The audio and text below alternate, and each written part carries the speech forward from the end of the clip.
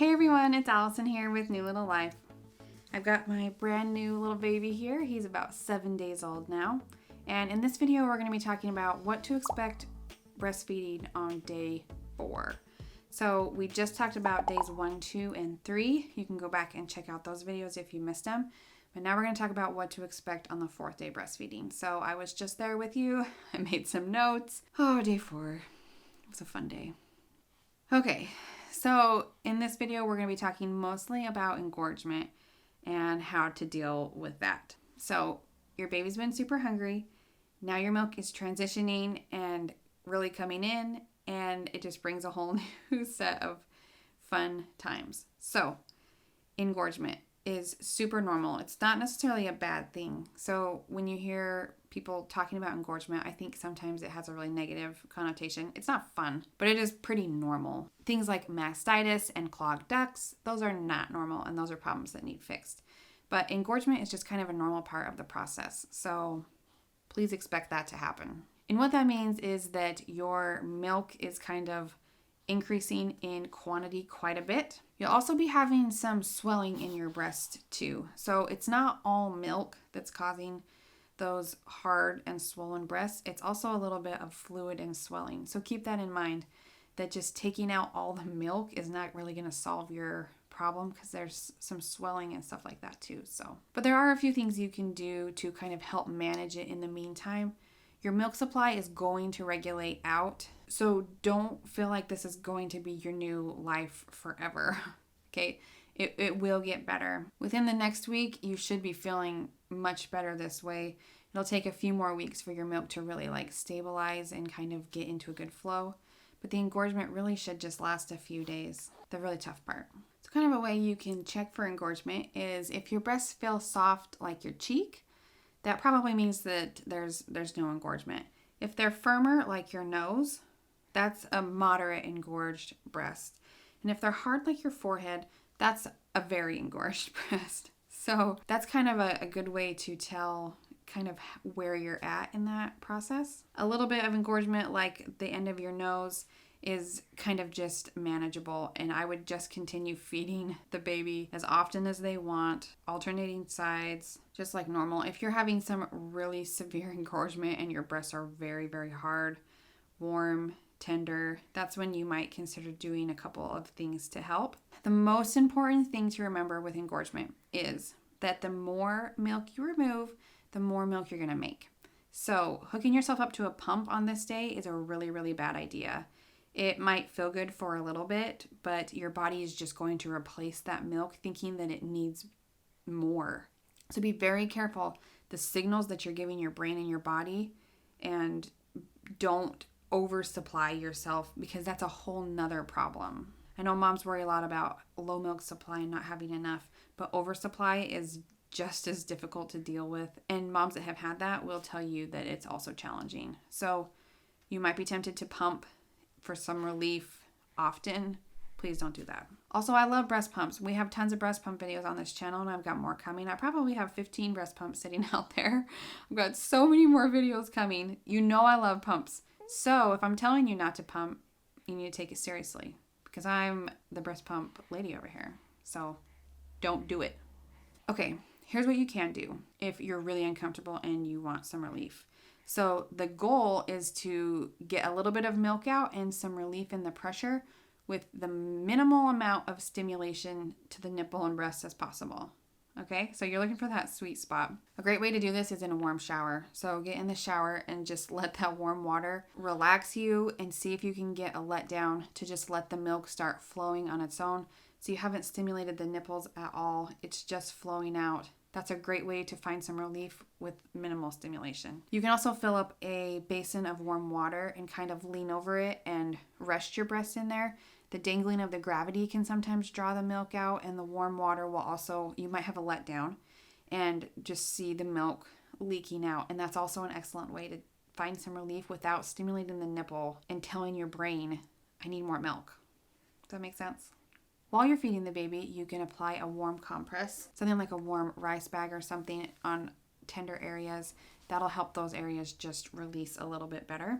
when you're not feeding the baby, you can use a cold pack or something to kind of help reduce the swelling. So alternating those can be a great way to manage some of the discomfort of engorgement.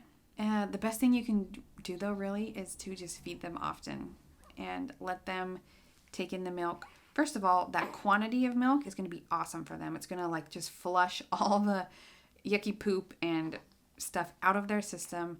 Bilirubin, if they have jaundice, you really just want that quantity in there.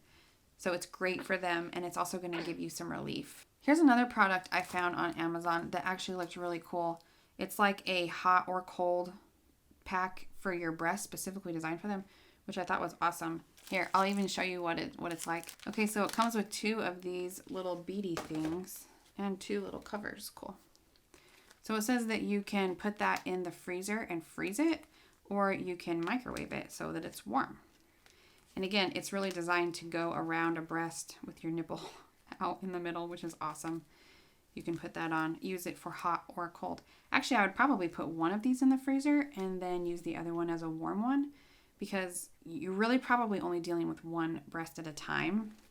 I found that this week, which I hadn't remembered before, but there was often one side that was more engorged than the other. The one that he just ate off of would be feeling okay. But occasionally, my left one, man, I just couldn't get him to empty it enough. And so that one was giving me more problems. So I really was kind of just dealing with one side more than the other, because I felt like he could get enough to keep me comfortable on the other side. But the left one, for some reason, I had a hard time with. So I was kind of only dealing with one side that was uncomfortable enough that I felt like I had to do something. Now, I have told moms before that you can pump for comfort. So just enough to just be tolerable for you. Now, a traditional pump, would be fine, I guess. It would be better to hand express, because that traditional pump is really going to stimulate you a lot and encourage more milk. So it's not my favorite way to do that. A hand pump where you can go just slow and just take a little bit, or hand expressing would be great. I also did break out my Haka pump on day 4. And you can use this too much, definitely, and cause problems. So I used it once on day 4 and once on day 5. And it was for the time of day that just the one breast was so full that I just was really, really uncomfortable. And I just needed some release. So I fed him on the other side and put the Haka on the one that needed a little bit of help. And it took out about 2 ounces of milk, maybe a little bit less than that. But it was enough to give me some really nice relief. The breast was still pretty firm and tender, but it was much more comfortable. And something like the Haka isn't going to, it's pulling a little bit. I actually put it on the littlest suction that I could to keep it on, because full suction was too much. It was too much. But it did help relieve that.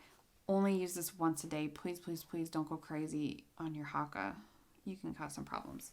Actually, I found on Amazon a different kind of Haka. This little guy is pretty cool. I actually preferred this. I used both this week, and I actually preferred this one, I think.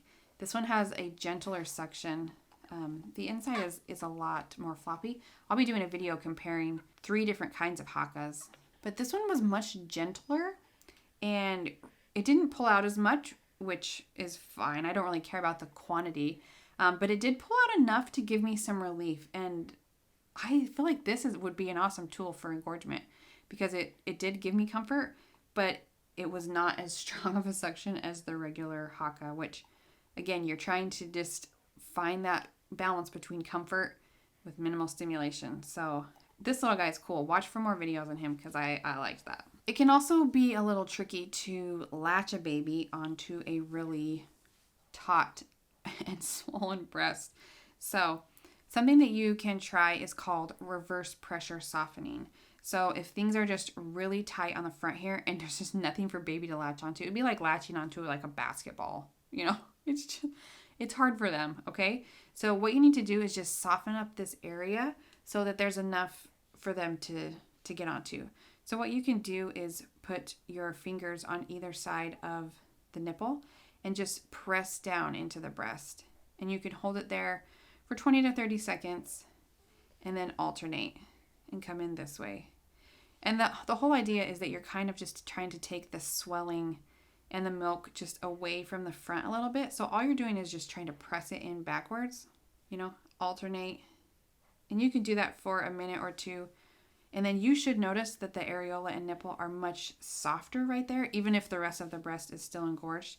And you should have a little bit easier time latching on the baby right there. So there's just a little tip for you if you're struggling to get them to latch due to engorgement. Okay, hang in there with that tenderness. It won't be like this forever. It definitely gets better. You'll probably notice on day 4 that their poops are transitioning too, and that's just due to so much milk going through, which is awesome.